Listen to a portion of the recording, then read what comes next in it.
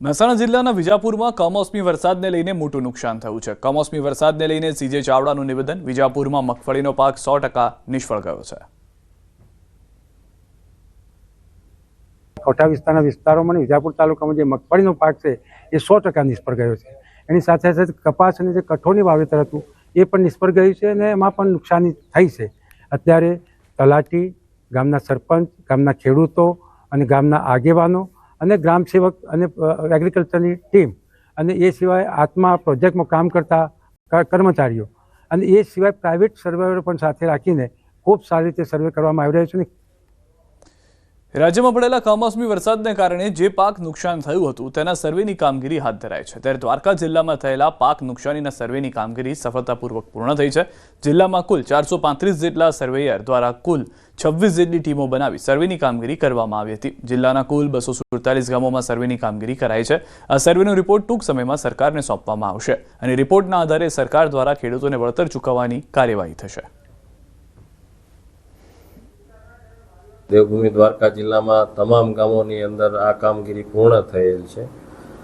કુલ 247 ગામોમાં નુકસાની જોવા મળે છે, જેનો જે રિપોર્ટ હાલ તૈયાર થઈ રહ્યો છે અને ટૂંક સમયમાં એ સરકારશ્રીમાં મોકલી આપવામાં આવશે।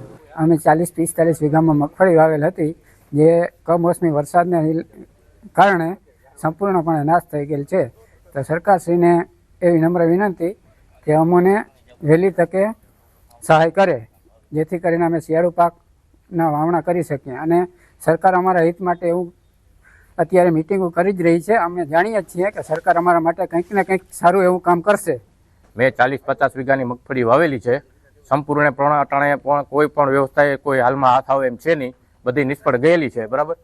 તો એના માટે સરકારશ્રીને સહાય આપવા માટેની મારી વિનંતી છે કે વહેલી તકે સહાય આપે અને અટાણે સંપૂર્ણપણે હાવ ફેલ જ છે એમ। એના માટે જે સરકાર વ્યવસ્થા કરી રહી છે અમને ખબર છે, રાતદી કરે છે, પણ જે તે તકે વહેલી તકે કરે તો અમારે પાછું શિયાળુ વાવેતર કરવું હોય તો અમે વહેલી તકે કરી શકીએ।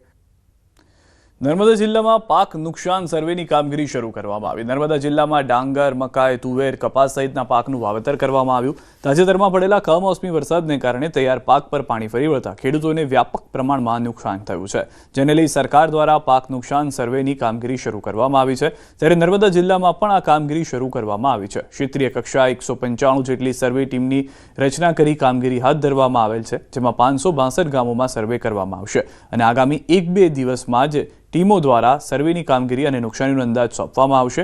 સાંસદ મનસુખ વસાવા દ્વારા પણ નર્મદા અને ભરૂચના ખેડૂતોના ખેતરોમાં સર્વે થયા બાદ વહેલી તકે સહાય મળે એ માટે સૂચના આપવામાં આવી છે અને જે વિપક્ષ ખેડૂત પર રાજનીતિ કરી રહ્યા છે એમને રાજકીય રોટલા ન શીખી ખેડૂતોના વહારે મદદરૂપ થવા જણાવવામાં આવ્યું।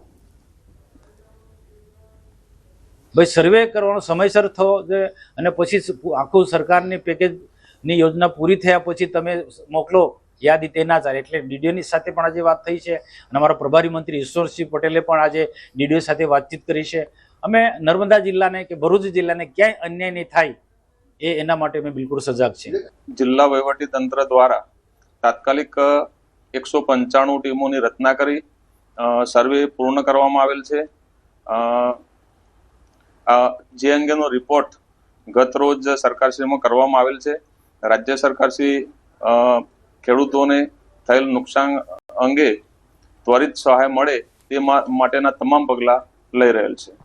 કઈ તો સહાય મળવી જોઈએ સરકાર કે એનું કમસે કમ બિયારણની આ તો થોડું ઘણું એનું ઘરનું કઈ કાઢીને એ લોકો ખેતી કરી હોય છે, તો એની માટે મોટી મોટી આશાઓ ઘરને લઈને બેઠા હોય ને કે પછી વરસાદ આવો આવે ખલાસ થઈ જાય શું કરે, ખેડૂત મરે નહીં તો રડે, બીજું શું કરે।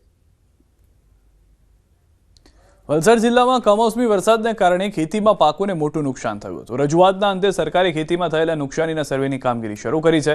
આ વર્ષે 73,000થી વધુ વિસ્તારમાં ડાંગરની રોપણી થઈ હતી। પાક તૈયાર થઈ અને ખેતરોમાં ઊભો હતો અને ખેડૂતોએ કાપણી કરી અને પાક રાખ્યો હતો। એ વખતે સતત 1 અઠવાડિયા સુધી કમોસમી વરસાદ વરસ્યો હોવાથી જિલ્લાના મોટાભાગના વિસ્તારમાં ડાંગરના પાકને વ્યાપક નુકસાન થયું છે। ખેડૂતોની રજૂઆતના પગલે વલસાડ જિલ્લામાં સર્વેની કામગીરી તાત્કાલિક પૂરી કરી અને ટૂંક સમયમાં નુકસાનીનો અંદાજ મોકલી અસરગ્રસ્ત ખેડૂતોને વળતર ચૂકવવા માટે તંત્ર તડામાર તૈયારીમાં લાગી ગયું છે।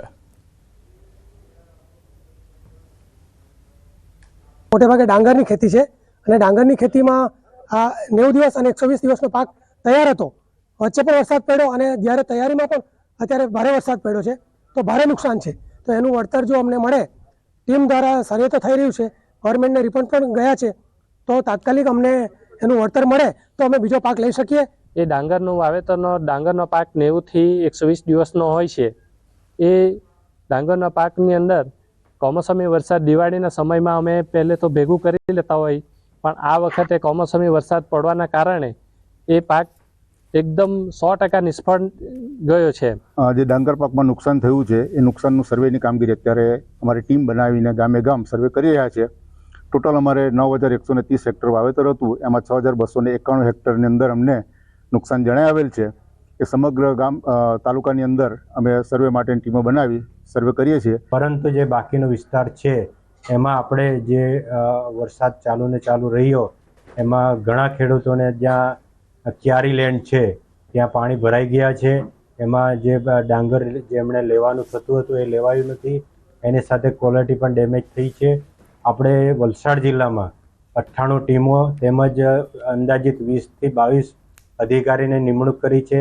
એ સતત ગામડે ફરી અને જે ખેડૂતોને નુકસાન થયું છે એ ખેડૂત મુલાકાત લઈ અને નુકસાનીનો અંદાજ આપણે લઈ રહ્યા છીએ.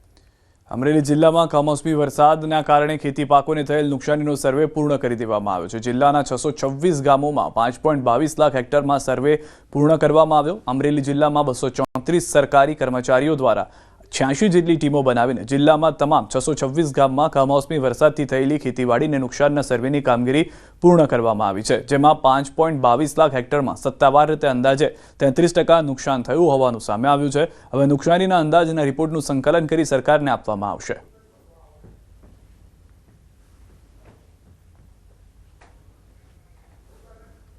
સર્વે ટીમ બનાવી ગામ આગેવાનો, ગામ પદાધિકારીશ્રીઓ, ગામના ખેડૂતોની હાજરીમાં આ સર્વે કામગીરી કરી અને પંચરોજ કામ અને રિપોર્ટ અત્રે રજૂ કરવામાં આવેલ હતા. આ રિપોર્ટ મુજબ હાલ